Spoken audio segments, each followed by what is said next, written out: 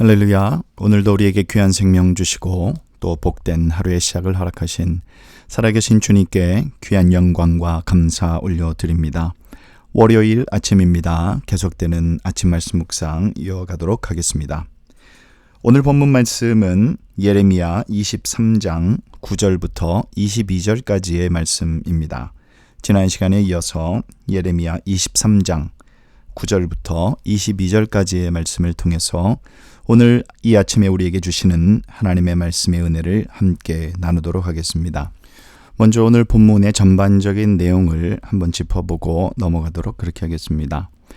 오늘 본문에서는 예레미야 선지자가 그 당시에 부패한 종교 지도자들 그리고 거짓 예언자들에 대한 그들의 행동을 집중적으로 비난을 하고 있습니다. 거짓 예언자들은 하나님의 백성을 하나님이 원하시는 길이 아니라 그 백성들이 원하는 그 길, 잘못된 길이죠. 그 길로 가도록 내버려둔, 어떻게 보면은 백성들이 마음대로 살 수 있도록 그들을 방조한, 그리고 오히려 악을 부추긴 그러한 큰 죄악을 저질렀던 것입니다.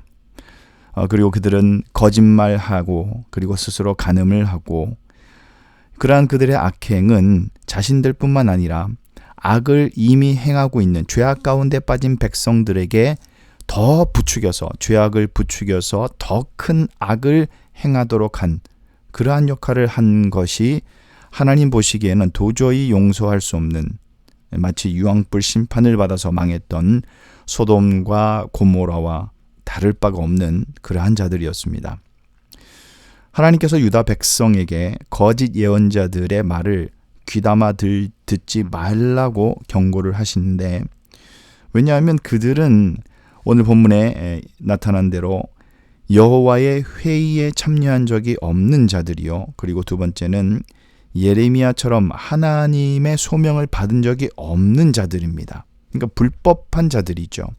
그러한 불법한 자들이 할 수 있는 일은 하나님을 섬기도록 하는 일이 아니라 오히려 하나님의 언약을 무시하고, 그리고 심지어 그 백성들이 다른 신을 섬기는 모습을 보면서도 그들의 죄악을 지적하거나 비판하거나 돌이키도록 촉구하는 것이 아니라 관심이 없습니다. 오히려 유다 백성들에게 뭐라고 얘기를 했습니까? 이 땅에는 절대로 재앙이 임하지 않을 것이요, 하나님이 평강으로 지켜줄 것이다 라는 그러한 거짓된 희망을 그들에게 불어넣었습니다. 그래서 그러한 예언의 메시지는 하나님께서 절대로 주신 것이 아니죠. 그것은 그저 그들이 마음에서 지어낸, 그들의 머리와 생각에서 지어낸 것뿐이었습니다. 그렇기에 그들은 소돔과 고모라에 임했던 것 같은 그러한 엄청난 형벌을 받을 수밖에 없는, 그리고 뿐만 아니라 하나님께서는 그들이 선포한 메시지와는 정반대의 결과 유다 땅과 그곳에 사는 모든 사람들에게 진노의 심판을 쏟아 부을 것이다, 이제 그렇게 말씀하시는 것입니다. 오늘 이런 본문 속에 나타난 이 거짓 종교 지도자들, 거짓 예언자들에 대한 그러한 부분을 우리가 집중적으로 살피고, 또 그들을 향한 하나님의 심판의 메시지도 한번 우리가 들여다보도록 하겠습니다. 9절 말씀을 보니까 먼저 예레미야의 탄식이 나오고 있습니다. 남왕국 유다의 문제점은 왕, 그리고 그를 둘러싼 모든 정치 지도자들, 그들에게만 국한된 것이 아니었죠. 이 제사장을 비롯한 모든 종교적인 지도자들, 특히 거짓 예언자들에게 엄청난 문제점들이 있었습니다. 그래서 9절 이하의 선포는 이러한 예언자들에 관한 말씀이 되겠습니다. 예레미야는 먼저 9절에서 하나님과 그의 거룩한 심판의 말씀으로 자신의 마음이 상하고 그리고 모든 뼈가 떨리는 느낌을 받았다라고 그렇게 얘기를 합니다. 또 자신이 마치 술에 취한 사람 같고 포도주에 잡힌 사람 같다라고 그러한 심정으로 탄식을 쏟아내고 있는 것입니다. 예레미야의 몸과 마음이 이 심판의 엄중한 경고의 말씀으로 큰 상처를 입었다라는 그러한 그의 마음을 나타내고 있죠. 예레미야의 탄식입니다. 10절부터 이제 계속해서 종교 지도자들의 실상을 한번 살펴보도록 하겠습니다.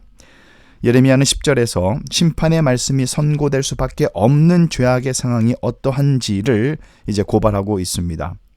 먼저 유다 땅은 간음하는 자들로 가득했다 그랬습니다.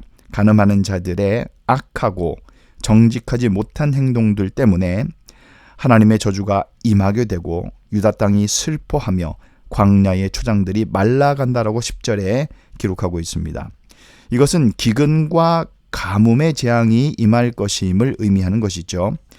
예레미야는 이어서 11절에 보니까 그 비판의 범위를 종교 지도자들인 예언자와 그리고 제사장들의 문제를 다루고 있습니다. 그들은 하나같이 악한 자들이죠.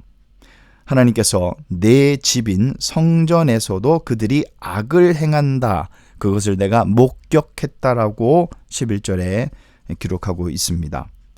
12절로 넘어가서 보니까 하나님께서 유다 백성의 악함과 그리고 종교 지도자들의 악함을 이제 그냥 두지 않으시겠다라고 말씀하시면서 그들을 향한 심판의 선고를 말씀하십니다. 그들에게 재앙을 내리겠다라고 이제 말씀하시는데 계속해서 여기에서 나타내는 이 악에 대해서 하나님은 재앙으로 응답하실 것이다 라는 분명한 메시지를 나타내고 있습니다. 그들이 행한 모든 악에 대해서는 하나님은 재앙으로 나타낼 것이다 라는 것이죠. 이러한 영적인 현실과 상황이 예레미야는 그들의 미래가 이제는 광명하고 밝은 길이 아니라 어두운 가운데 임할 것이고 어두운 곳에서 또 그 길이 미끄러운 곳과 같이 될 것이다고 얘기합니다. 어둡고 미끄러우니 그들은 절망 속으로 떠밀려 넘어지는 그러한 불행한 일을 겪게 될 것이다. 그렇게 말합니다. 이러한 어둡고 미끄러운 길은 아무리 조심하게 걷는다고 해도 떠밀려 넘어질 수밖에 없는 것이죠. 예레미야는 유다 백성에게 닥칠 심판이 이러한 마치 집단 붕괴의 결과를 일으키는 결과를 마치 눈앞에서 보는 것처럼 생생하게 말하고 있는 것입니다. 이제 13절로 넘어가서 보니까 사마리아 땅과 그리고 예루살렘에 있는 거짓 예언자들에 대해서 말씀하고 있습니다. 하나님께서 사마리아에 있는 예언자들에게서 우매한 일 2가지를 보셨다 말씀합니다. 첫 번째는 그들이 바알을 의지해서 예언한 일이요. 그리고 또 하나는 그들이 내 백성, 하나님의 백성 이스라엘을 그릇된 길로 인도한 일, 이 2가지를 하나님께서 보셨다라고 그렇게 말씀합니다. 바알을 의지해서 예언했다라는 것은 무슨 말이겠습니까? 그들이 하나님을 버리고 바알을 섬겼다라는 그런 얘기가 되겠습니다. 하나님을 섬기는 그러한 일이 아니라 오히려 이방의 우상인 바알을 섬기는 것이 사마리아에 있는 예언자들 가운데 있었다라는 얘기는 이 사실만 보더라도 그들은 하나님으로부터 소명을 받은 자들이 아니고 불법한 자들임을 알 수가 있는 것입니다. 또 하나 예루살렘의 거짓 예언자들은 그 정도가 더 심했다고 그랬습니다. 그들은 보니까 간음을 행하며 거짓을 말하며 악을 행하는 자들의 손을 강하게 했다 그렇게 말씀합니다. 그들의 잘못된 그러한 거짓 예언들로 인해서 사람들은 자신들의 행하는 이 일들이 악한지도 모르고 무감각해져서 악에 사무쳐 빠져서 돌이키지 못하는 상태까지 이르고 만 것입니다. 이러한 예루살렘의 영적인 현실이 마치 소돔과 고모라와 같았다라고 이제 14절에 말씀하고 있습니다. 14절 하반절을 보니까 그들은 다 내 앞에서 소돔과 다름이 없고 그 주민은 고모라와 다름이 없다라고 그렇게 말씀합니다. 예루살렘에 있는 모든 종교 지도자들은 소돔이요 그리고 그 백성은 고모라와 같다라는 얘기입니다. 그러니 소돔과 고모라는 심판을 받을 수밖에 없는 이제 그러한 상황에 처한 예루살렘의 현실을 고발하는 그러한 말씀이 되겠습니다. 이에 예레미야는 15절에 이 모든 결과로 인해서 그래서 그러므로라고 시작을 하죠. 하나님께서 그들에게 이제 심판을 선고하시는데 마치 쓴 쑥을 먹이고 그리고 동물을 마시게 할 것이다 말씀합니다. 그 까닭은 원인은 죄악이 마치 독처럼 예루살렘의 거짓 예언자들에게서 솟아나서 온 땅 유대 땅으로 퍼져 나갔기 때문에 이제 그러한 말씀을 하고 있는 것이죠. 이제 16절, 17절 말씀을 보겠습니다. 여기에는 이제 거짓 예언자들의 거짓 묵시에 관한 내용을 고발합니다. 하나님께서 유다 백성에게 거짓 예언자들의 말을 귀담아 듣지 말라라고 경고하시는데, 왜냐하면 그들이 말하는 묵시는 그들 마음에서 만들어낸 것이지 절대로 하나님의 입에서 나온 것이 아니었기 때문이죠. 그들은 하나님을 멸시하는 자들에게 평강, 샬롬을 전하면서 그것이 하나님의 말씀이다 이렇게 속였던 것입니다. 그들은 마음의 완악함을 따라서 행하는 모든 사람에게도 재앙이 임하지 않을 것이라는 거짓 예언을 했다라는 이러한 엄중한 무서운 영적인 현실을 나타내고 있습니다. 온갖 죄악이 하나님 앞에서 이루어졌던 것이죠. 이제 마지막 18절 이하의 말씀을 보겠습니다. 이들은 하나님의 회의에도 참여하지 않았다라고 이제 얘기하고 있는데, 18절 말씀에서 이제 이렇게 질문을 던지십니다. 두 가지 질문을 던지시죠. 누가 하나님이 주관하시는 회의에 참여해서 그의 말을 알아들었으며 누가 귀를 기울여 그의 말을 들었느냐라는 이 두 질문을 던지고 있는데, 이것은 거짓 예언자들이 하나님의 회의에 참여한 적이 없고 하나님의 말씀을 직접 들은 적도 없음을 하나님께서 직접 분명하게 밝히시는 것이죠. 이제 그들에게 남은 것은 무엇이겠습니까? 하나님의 엄중한 심판뿐인 것입니다. 지금 당장에 눈앞에 보이는 것은 안정되어 있어요.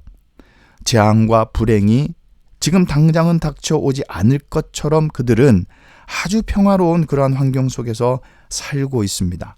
하나님 없이도 영원히 살 것 같은 그런 환경 속에서 그들의 눈이 가리워진 것이죠. 그러나 진짜 현실은 무엇이겠습니까? 곧 하나님의 진노의 심판이 닥쳐오는 것입니다.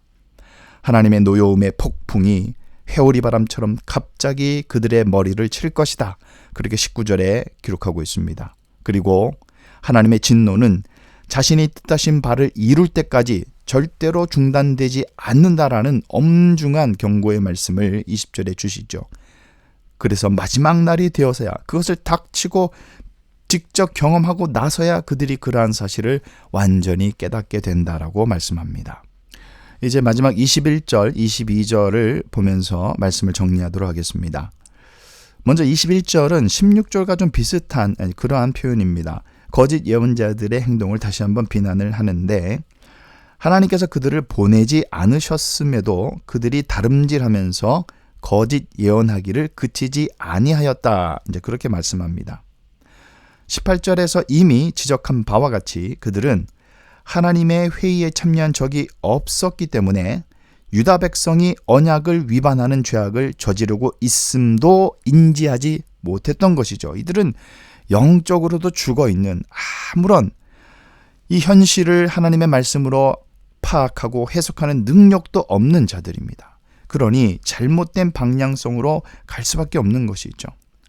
정말로 그들이 하나님의 회의에 참여했더라면 내 백성에게 내 말을 전하고 그들을 악한 길과 악한 행위에서 돌이킬 수 있도록 만들었을 것입니다. 그것이 당연한 것이죠.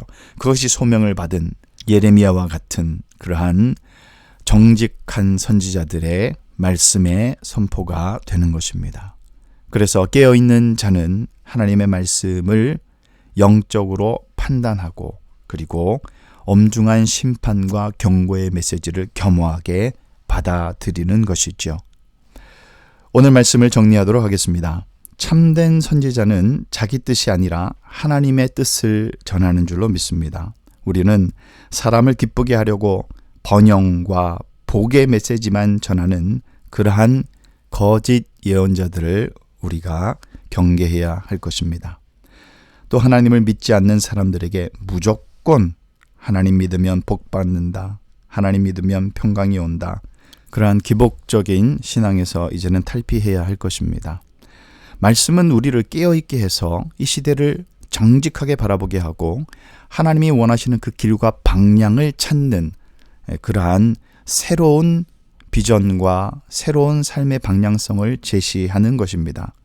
이미 구약에서 하나님께서는 예레미야 선지자와 많은 선지자들을 통해서 그러한 삶의 변화와 모습과 신앙의 새로움을 촉구하셨다라는 사실에 놀라지 않을 수가 없습니다. 그래서 말씀은 살아 움직이고 원동력이 있고 골수를 쪼개고 남음이 있는 그러한 능력의 말씀이 되는 줄 믿습니다. 오늘도 우리가 이 말씀 앞에, 이 진리의 능력 앞에 무릎 꿇고 하나님께서 그 말씀으로 우리를 깨우쳐 주시고 또 그 말씀을 따라 살게 해달라고 주께 간구하며 이 어지러운 방향성을 잃은 이 어지러운 세상에서 무엇이 길과 진리인지를 깨닫게 해 주시옵소서. 주께 간구하는 그러한 복된 한날이 되시기를 예수님의 이름으로 축원합니다.